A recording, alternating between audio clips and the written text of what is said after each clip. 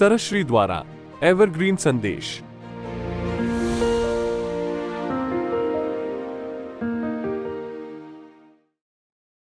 सभी धीरे धीरे आंखें खोलेंगे। आपसे ध्यान करवाया गया, उसमें ये सब बातें आपको अनुभव के स्तर पर जानने के लिए कहा गया।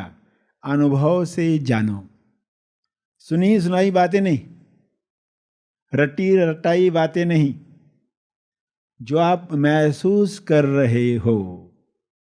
घड़ी देखकर मत बताओ मैं 1 घंटे से बैठा हूं, कल सुबह से निकला हूं, पिछले साल से ये काम कर रहा हूं, पिछले 15 साल से शादी हो गई है, भुगत रहा हूं। समय को देखकर नहीं, अनुभव के स्तर पर सच्चाई जानने का जो तरीका है वह है अनुभव के स्तर पर। इसलिए आपको जाना होता है डार्क रूम में। डार्क रूम में क्या होता है? डेवलपमेंट। जो डेवलपमेंट बाहर नहीं हो रही है। बाहर तो आप फोटो निकाल कर आओ, बाहर जाते हो ना तो आप फोटो निकाल कर आओ। आंख खुली है ना, शटर खुला है, कैमरा का शटर खोलते हैं ना जब आप फोटो निकालते हैं। कभी भूल गए तो फोटो निकालने के बाद कहते अरे मैंने तो शटर ही नहीं खोला था। पहले ज़माने के कैमराज में ऐसा बहुत चलता था। आज टेक्नोलॉजी बढ़ गई है काफ़ी, मगर हम शरीर की टेक्नोलॉजी पर बात कर रहे हैं, वो जो स्टार्ट से ही अपडेटेड है। मैन मेड जो है ना, हमेशा अपडेट करना पड़ता है।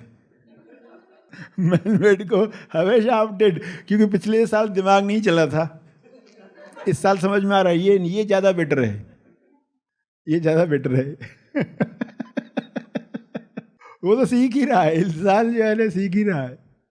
सेल्फ ने पहले से ही बना दिया है कि वापस अपडेट करने की ज़रूरत नहीं है। ऐसा ही रहता है साक्षी, ऐसा ही रहता है साक्षी। जानवर हो इंसान हो, ऐसा ही रहता है। चेतना ऐसे ही काम करती है। बिग बैंग से लेकर अपडेटेड है, ऑटो सिस्टम में प्रकट होते जा रहा है, अभी भी प्रकट होते जा रहा है। तुम्हें हर फोटो कुछ बता रहा था। फोटो निकालते वक्त तुम्हारा ध्यान किधर था? उस वक्त आपका ध्यान किधर था? जहां होना चाहिए था वहां होता था तो फोटो कैसा आता था? कोई तो आपको फीडबैक देना चाहिए ना, तो आप बोलते हैं ओ माय गॉड, ऐसा तो किसी ने बताया नहीं मुझे। ऐसा देखना रहता है, मुझे किसी ने बताया नहीं, मैं तो रोज निकाल रहा था फोटो, मैं तो ऐसे ही निकाल रहा था और इतने सालों से निकाल रहा था। तो एक रोते धोते रहे मेरे इतने फोटो बेकार गए, और एक खुश हो जाए कि बाकी बचे हुए साल तो सही फोटो निकालूंगा। तो आप डार्क रूम में बैठे हो, मतलब क्या धुलाई हो रही है? आपकी धुलाई हो रही है। अच्छा लग रहा है? ये आश्चर्य की बात है ना। स्कूल में तो धुलाई होती थी तो बहुत परेशान होते थे, सबके सामने हमारी धुलाई होगी। धुलाई का अर्थ है वॉशिंग। कई बार कोई अंग्रेजी शब्द सॉफ्ट लगते हैं और हिंदी शब्द कड़वे लगते हैं। पप्पी है, पप्पी बोले कुत्ता है। शब्द वही है। पप्पी का फोटो देखो, क्यूट क्यूट। तो जो धुलाई हो रही है उसमें किसकी धुलाई हो रही है? अगर बुरा लग रहा है, यानी जिसकी धुलाई होनी चाहिए वो खुद को बचा पा रहा है, इसलिए शिकायत कर पा रहा है। खुद को बचा पा रहा है इसलिए शिकायत कर पा रहा है। खुद को बचा ही नहीं पाया तो शिकायत कौन करेगा? वो तो डूब गया, भक्ति में डूब गया, आश्रय में डूब गया, लीला में, कृपा में। ली कृपाला, ली कृपाला, ली कृपाला ला, ली कृपाला। अब शिकायत क्या करे? तो पता है ये धुलाई जो है ये कैसे जरूरी थी, ये किसकी थी? ये आपने जो अनजाने में एक रोल पकड़ लिया है, उस रोल में जो अज्ञान है, वो अज्ञान आपको दुख दे रहा है और वो अज्ञान मिटने के लिए धुलाई है। टॉपिक को स्टार्ट से एंड तक समझना जरूरी रहता है, नहीं तो डर आ सकता है। अरे मैं समर्पित हो गया तो फिर मेरा क्या अस्तित्व रहेगा, मैं समर्पित हो गया तो कौन सा वाला मैं? जो किरदार में बसा अहंकार है, वो जो मैं कहता है ताकि मेरा अस्तित्व फाइनल रहे, मेरा अस्तित्व फाइनल रहे। जैसे एक स्टूडेंट बोलता है हैंड राइटिंग कॉम्पिटिशन में कौन कौन भाग लेने वाला है, तो एक बच्चा टीचर को बोलता है आप सिलेक्ट करने वाले हैं तो मेरे अलावा किस किस को सिलेक्ट करेंगे? अपना तो पक्का कर दिया, मेरे अलावा और किस किस को सिलेक्ट करने वाले? मैं तो उसमें रहूँगा ही, उसके दिमाग में है, तो वो ही पक्का करते रहना चाहता है, मैं तो रहूँगा ही, आत्म साक्षात्कार होगा, मैं तो रहूँगा ही उसमें। क्योंकि आत्म साक्षात्कार में भी कोई कंपटीशन रहेगी तो मुझे तो रहना ही है, फर्स्ट आना ही है। पूरी बैच में फर्स्ट कौन होना चाहिए? तो मैं तो होना ही चाहिए। स्कूल में भी मैं फर्स्ट आता था, तो इसमें भी फर्स्ट आ जाऊंगा। कोई भी बात आ सकती है मैं के साथ, उसको इल्यूजन है ना कि मैं तो रहूंगा ही उसमें। उसको पक्का नहीं है कि तुम उसमें पिघल चुके होंगे और खुशी से भजन गा रहे होंगे। जो भी अवशेष रहेंगे ना वो भजन ही गाएंगे। जैसे कोई गुजर गया, उसकी अस्थियां लेकर कोई घंटी बजा रहा है, भजन गा रहा है। हरि हरि विठल विठल विठल कर रहा है, हड्डियां जो अवशेष है वो भी भजन में ही काम में आ रहे, वो भी म्यूजिक में ही काम में आ रहे, वो भी सराहना में ही, आश्रय करने में, आयोजन करने में, सेवा करने में। अच्छा क्या करवाना है? क्योंकि सेल्फ की ही सेवा करनी है ना, इतने शरीर जिसमें सेल्फ ही है तो सेल्फ की ही तो सेवा करनी है। ये शरीर में जागृति हुई तो ये शरीर में भी हो जाए, वो शरीर में भी हो जाए, जो भी सुनने को तैयार है उसमें हो जाए। तो कैसा जीवन होगा?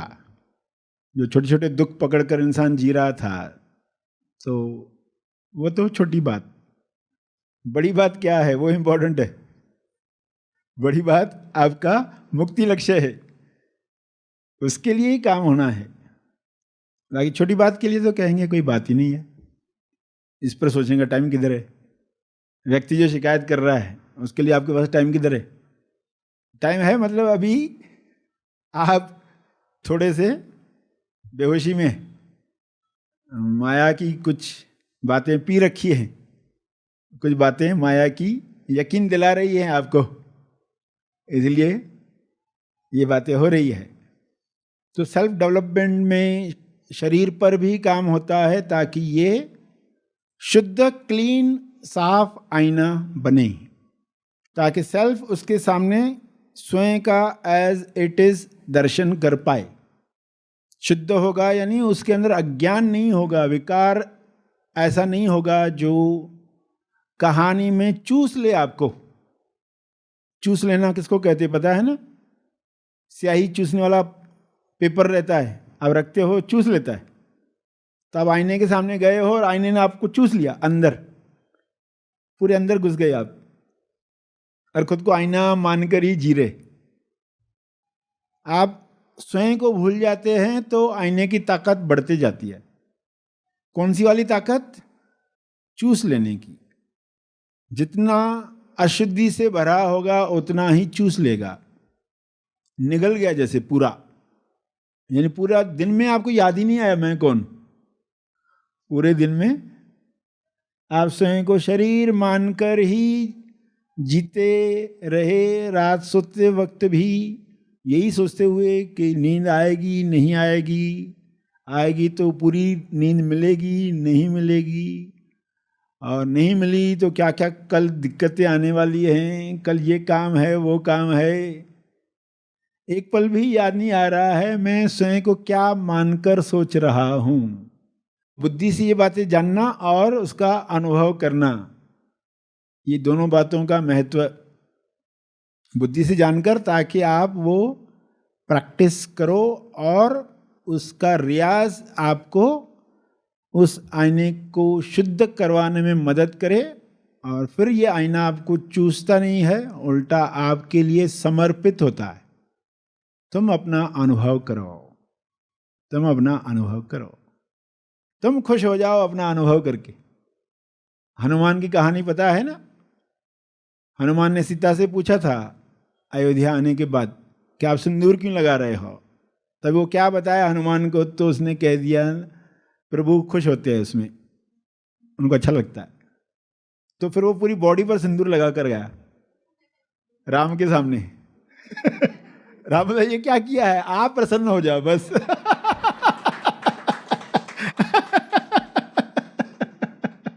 पूरी बॉडी पर लगा दिया है, थोड़े से सिंदूर पर खुश हो जाता है इतना, तो पूरी बॉडी पर लगा तो कितना खुश हो जाएगा।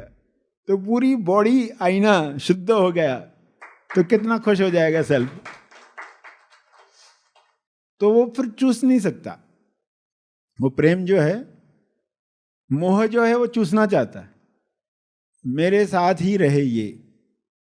मोह में धृतराष्ट्र कहेंगे दुर्योधन ही राजा बने, मैं राजा मेरा बेटा राजा, यही बने। तो ये जो फर्क है आप समझ रहे हैं कि आपका शरीर पूरा आईना, यानी मोह से मुक्त, चूसने से मुक्त।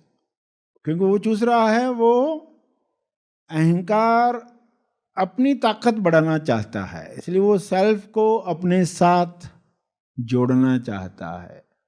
अब इसे पता नहीं है तुम्हारा पत्ता कटने वाला है। भक्ति में तुम ही तैयार हो जाओगे कि नहीं, बस सेल्फ ही खुश होना चाहिए, उसकी ही इच्छा पूरी होनी चाहिए, उसकी जो इच्छा है वही पूरी होनी चाहिए, उसकी इच्छा मेरी इच्छा।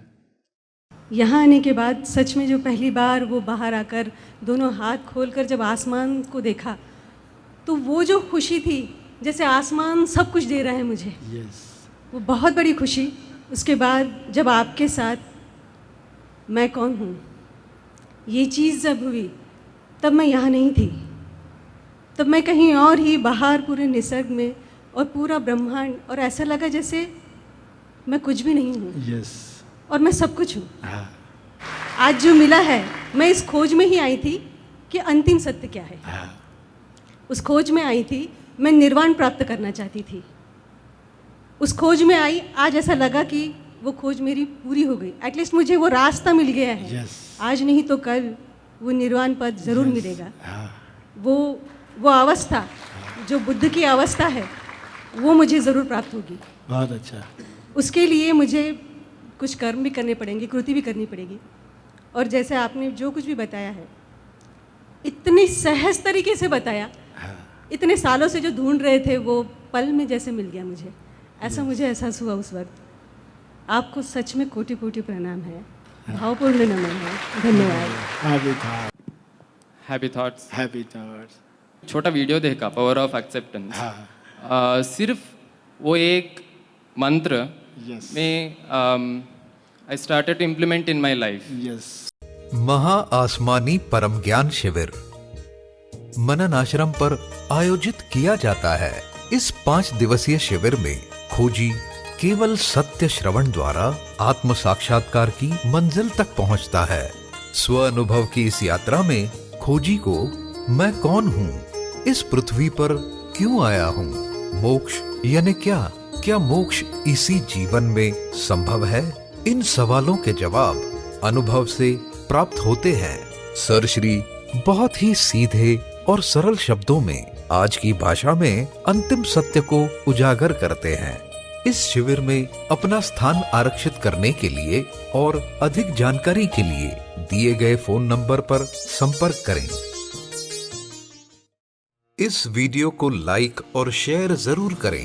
साथ ही अपने अभिप्राय हमें कमेंट करके जरूर बताएं। हमारे हैप्पी थॉट्स तेज ज्ञान और सर श्री तेज ज्ञान चैनल को आज ही सब्सक्राइब करें। और लेटेस्ट अपडेट्स सबसे पहले पाने के लिए बेल आइकन को दबाएं। धन्यवाद।